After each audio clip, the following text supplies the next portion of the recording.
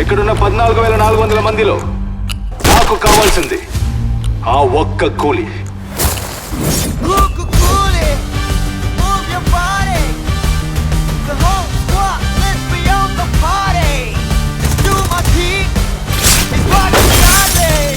దేవా గురించి తెలిసి కూడా ఏం సాడతావురా?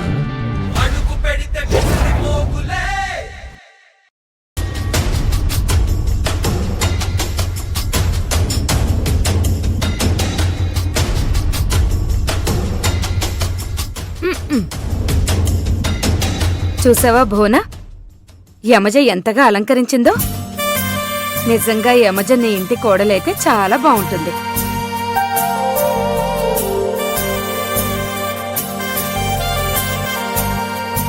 చూసావా, ఈ రోజు యమజ ఒక మరదలిగా అర్జున్ బర్త్డే ఏర్పాట్లు చేస్తుంది.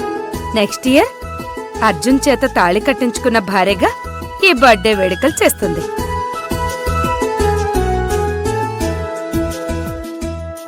ఇక ఆ కావేరి ఎప్పటికీ అర్జున్ లైఫ్ లోకి రాదు.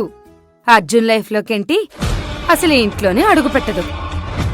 యమజ, అర్జున్ ఎక్కడమ్మా? రూమ్ లో రెడీ అవుతున్నాడు అత్తయ్య, వస్తున్నాడు.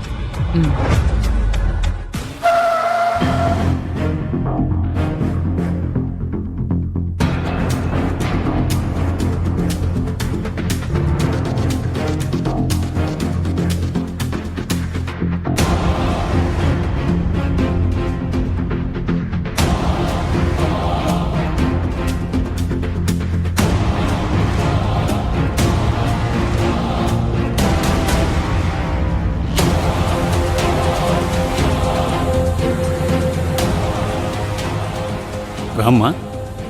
ఏంటి సార్ ఇక్కడికి తీసుకొచ్చారు? నేను రాను. కావేరి, నీ పర్సనల్ విషయాలు నాకు అనవసరం. నేను ఈ కంపెనీ మీద 100 కోట్లు పెట్టుబడి పెట్టాను. అది కూడా నిన్ను చూసి ఇన్వెస్ట్ చేశాను. ఎందుకో తెలుసా?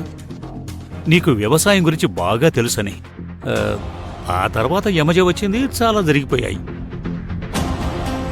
సార్, మీరు చెప్పిందంతా కరెక్టే, కానీ నేను ఇంట్లోకొచ్చి ఆ మనుషులతో మాట్లాడాను సార్.